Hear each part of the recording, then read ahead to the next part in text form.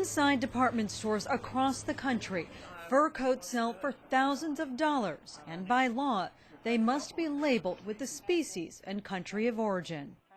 It's coats with fur as trim that are being sold oftentimes without any label at all.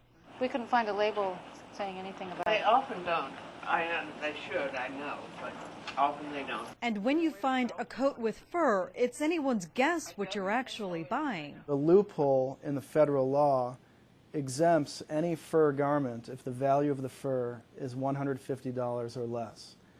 So 1 in every 7 fur garments sold in this country does not require labeling. And salespeople are often duped along with the rest of us. Inside Bloomingdale's. I don't see anything on the label. Trim, it doesn't mention the fur trim. So what do you think that means? It goes down, so it's warm. If it's a raccoon or rabbit, whatever, it doesn't say. I believe it's acrylic. Okay. Fake fur. So if it doesn't say, you think that means it's I fake? believe it's fake. Okay. That fur is real. If it's raccoon dog or coyote or rabbit, people should know what they're getting. The Truth in Fur Labeling bill would give people that information. The Truth in Fur Labeling Act is extremely simple. It requires that all fur-trimmed garments meet the same labeling standard that has been in place for 50 years for full-length fur coats. The bills, introduced by Senator Robert Menendez and Representatives Jim Moran and Mary Bono Mack, say that all apparel with any amount of animal fur trim, regardless of value, must be labeled. Consumers have a right to know what they're buying. People might have allergies to fur.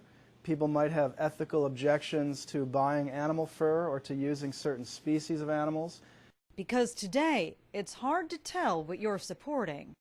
There are real fur garments being sold that say nothing whatsoever on the label that the garment contains real fur, and many of these garments are dyed unnatural colors like pink or blue or green. So consumers just can't tell what it is they're getting. They're in the dark as to whether they're buying real fur or faux fur. Here's a jacket that was advertised online as faux fur. When it arrived, we found out the fur was real.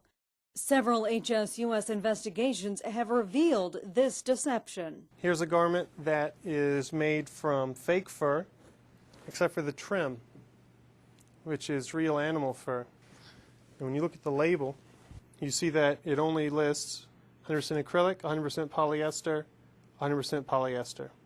No mention whatsoever about the presence of real animal fur. And that's a problem. Many people have ethical objections to using animal fur, and that's why they seek out garments that are advertised as fake fur. But they don't know that what they're buying is fur from real animals. The way the millions of animals are raised and killed for fur trim is truly horrifying.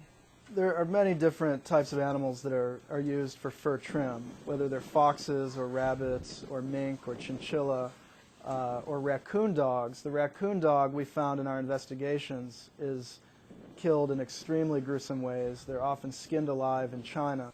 What some don't know is that what they're buying is a type of dog fur, but then it could be any fur, because without a label, you might never know.